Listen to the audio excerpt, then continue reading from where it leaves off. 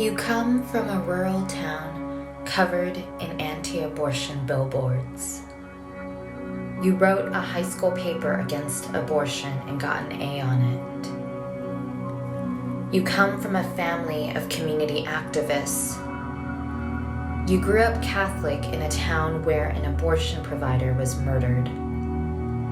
You are one of 9 siblings. Your mom had you when she was 17. You were the homecoming queen. You were a middle school teacher. You studied psychology. You had an abortion when you were 16 and in an abusive relationship. You had to drive an hour and a half away. You were certain it was the right decision. You got pregnant while married and on birth control.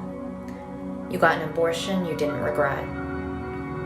You had pregnancy scares.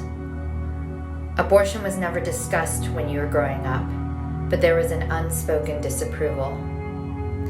You didn't think you knew anyone that had an abortion. When you were 14, your friend found out she was pregnant during gym class.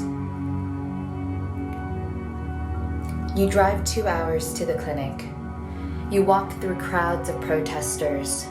You book appointments, you explain state laws, you do patient intakes and talk about medical histories. You go through different options with patients. You tell people what to expect. You help them take time off of work and find childcare. You perform ultrasounds. You tell patients how long they have to wait. You talk about costs. You make sure that people are safe at home. You book hotels and pay for gas. You raise money so people can afford to have a choice. You support those who don't have the money for in-clinic care. You find options for those who are too far along to get an abortion where you are. You make people feel comfortable. You give hugs. You hold hands. You hold hair. You recline chairs. You carry purses. You let people squeeze your hand.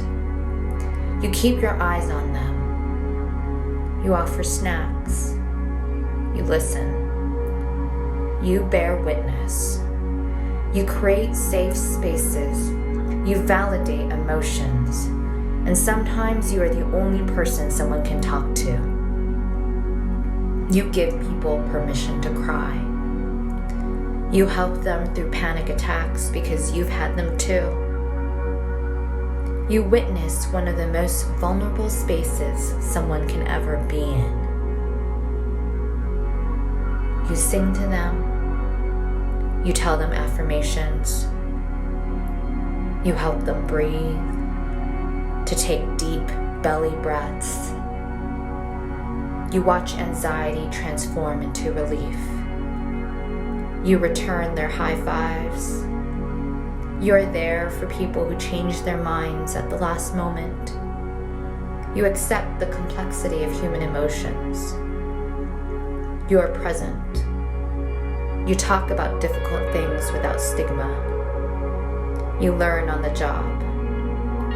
Your work heals you, and you may not know exactly what they are going through, but you feel connected to each person you encounter. You struggle with your mental health and burnout. You unionize to support your coworkers. You take care of each other. You get pushed to your limits. You're proud of your work, but you don't talk about it with your family. You get emotionally and physically exhausted. You meet with other abortion workers to debrief, to let go of the experiences and difficulties that have stayed with you. Sometimes you have to step away and take care of yourself. Some of you have sacrificed everything to be here. You learn to be okay with only being able to do so much. You do what you can. You can see your patients' faces in your mind. You see people who don't speak English. You see teenagers. You see moms. You see conservative religious couples. You see sex workers. You see people with planned pregnancies that have fetal abnormalities. You see people who are homeless. You see people who just got out of prison. You see people who nearly died in childbirth. You communicate across the barriers. You give support through building real connections with solidarity instead of hierarchy. You make a small difference on one person at a time. A pastor's wife once told you that the work you do is Christ-like because you walk through dark places with people no one is willing to support. You remind them that they are strong. You remind them that they know their body best. You clear the path for them to move toward their dreams. You are a steady presence. Your work is powerful, purposeful. You're a part of a legacy. Thank you on behalf of my sister, my mother, my friend, my cousin, my ancestors. You were the forgotten. You were the shamed. We come to you in respect and gratitude. You were there for us lovingly and without judgment. Thank you for your kind soul. Thank you for wiping away our tears.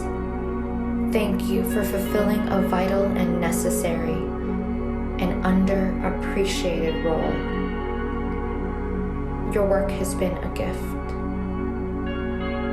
We are in awe of your strength and courage.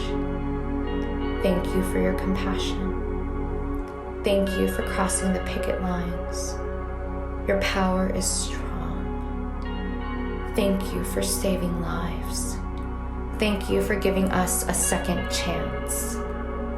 Thank you for giving us a shot of continuing our educations, becoming financially stable, having children under the conditions we wanted.